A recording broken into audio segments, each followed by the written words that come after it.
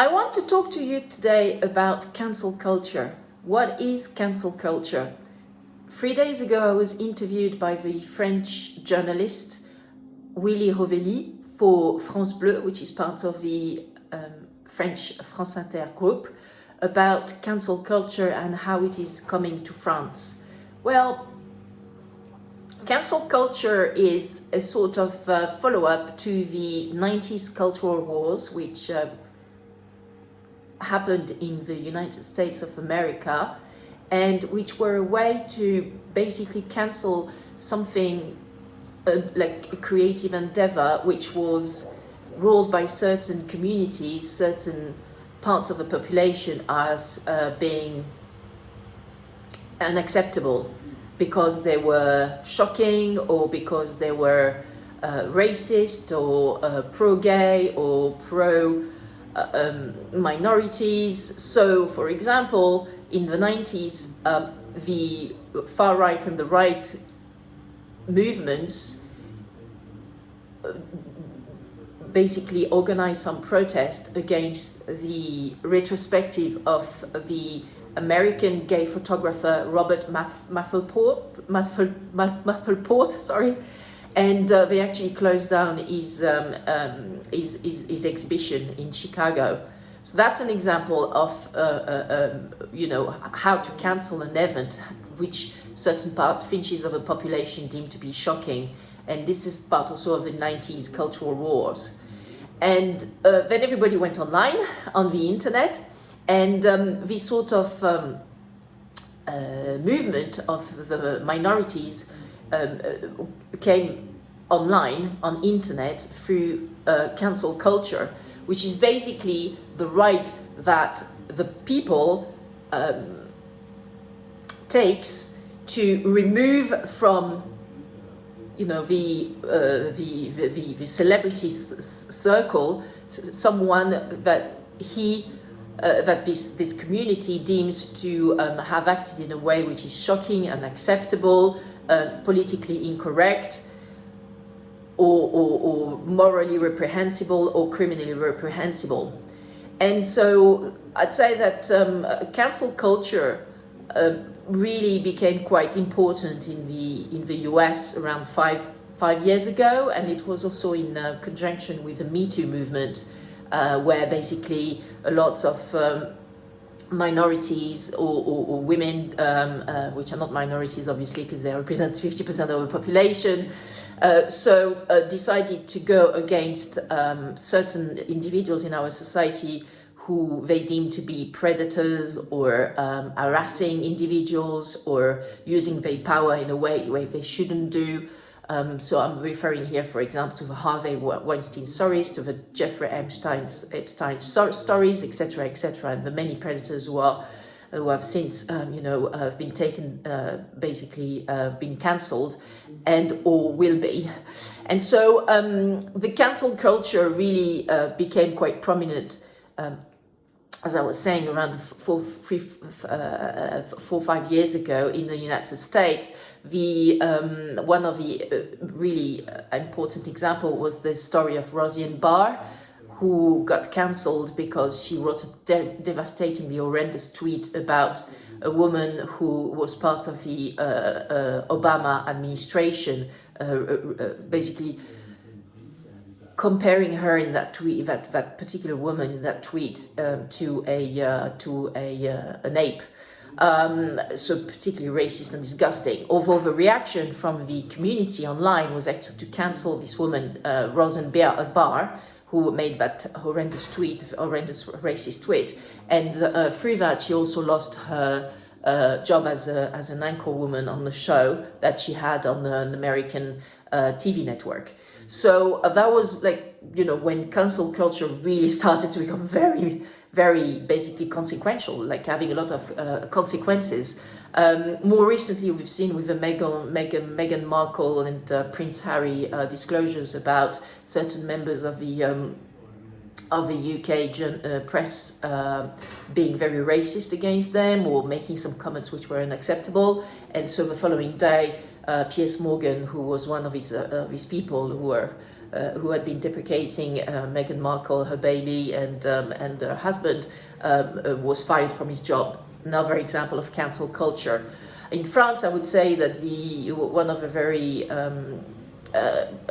prominent examples of cancel culture was Moa Lasquale, the French rapper, who got completely cancelled because some women came out by explaining that he was actually a very, very violent and basically sexually assaulting them and being extremely violent, etc. So for Warner, his record company decided to not release his second album, which to a degree is a shame, because he's a very good rapper, but I can completely understand that certain behaviors should not be tolerated.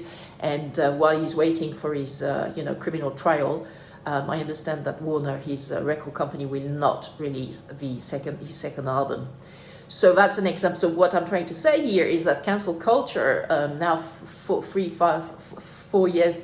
years down the line, since it's been created, is definitely coming to our European shores in the UK and also France. I would say that cancel culture, la culture de l'annulation in French, has started to become more prominent around September 2020, and I'm sure it's going to become even more prominent because, of course, we are all online on social media, even more now than ever, because we all work from home.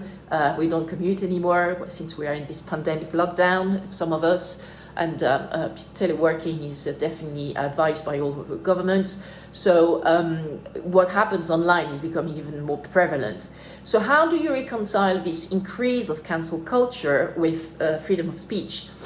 And well, it's not easy, because in Europe in particular, freedom of speech, so the ability to say what you want and what you think, is already very much controlled by laws, by statutory provisions, which are basically enshrined in France in the French Civil Code and other laws. On the basically liberté de la presse, etc., etc., and it's already very tightly regulated, in particular in France, the freedom of speech, and so we are very much shackled due to the fact that if you say something which is deemed derogatory by certain minorities, you could actually end up being sued for defamation, so defamation, libel, the whole lot. And honestly, the French do that a lot, even against journalists, by the way. So yes, there's already a very strong body of law of laws and also case law, which basically puts a very tight grip on freedom of speech. So that, in addition to the cancel culture, which basically means that an online community could, on a whim, basically cancel a celebrity or an individual because of his or her behavior, while there aren't any criminal sanctions against that individual, but just because what he or she has done is deemed to be politically incorrect or annoying or shocking. That means that, at the moment, we don't have much civil liberty going on, in particular in France, about the freedom of expression and freedom of speech, which really is a problem. I hope that 2021 will allow us to, get back to a more balanced view here in relation to that, because freedom of speech is essential in democracy. In the UK, it's not so much that the freedom of speech is tightly limited and shackled by written laws. Usually it's a body of case law, because it's common law that applies in the UK. Although there are a few laws against, for example, the interdiction, like forbidding people from online bullying, etc. So there are some statutory laws about that, but usually it's a case law in the UK, which is more common, because it is, as I said, a common law country like the US. So my view further to reviewing the UK case law about freedom of expression and freedom of speech and how it is limited is that it's very, very much limited by the UK government and judiciary. institutions that they basically, take some fairly severe decisions against individuals who've made certain comments, etc., etc. Although there always seems to be an exception with the tabloids, who seem to be able to say whatever the heck they want, and that's tough. For example, cancel culture has led, and also the fact that the tabloids are making some terrible comments about UK celebrities has actually led to several suicides. One of the most recent being the one of Caroline Flack, who was basically very much bullied by the UK tabloids because she lost, I don't know, it was not very clear, but basically she lost her position in a show, in a TV show in the UK, so she became the joke of many tabloids. And so she committed suicide. There must have been some other reasons as well, but she was also cancelled online. So that was also one of the first examples when you could see the, basically negative impact of cancel culture in the UK. So hang in there, guys. It's not easy at the moment, both online and offline. We are very much shackled in relation to what we can say or we can write, etc. But so as a creative, who are of course my audience here, you have to be careful. You really do have to also seek a review from a third party, like a second person who reviews what you've written or what you want to say or what you want to sing in your lyrics, etc., before you put it out there in the public domain. Because, for example, in the book business, they have now people whose job is to review the books and ensure that that the book is written in such a way that it's not going to be cancelled, right?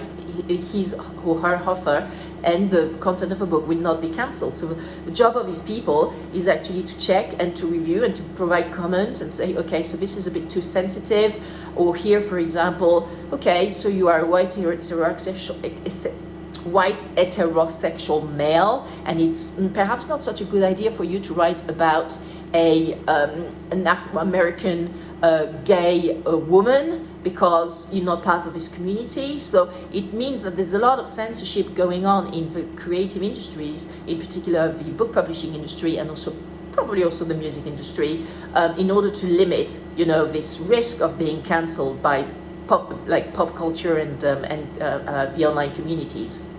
So hang in there, and be cautious when you release some creative content in the public domain.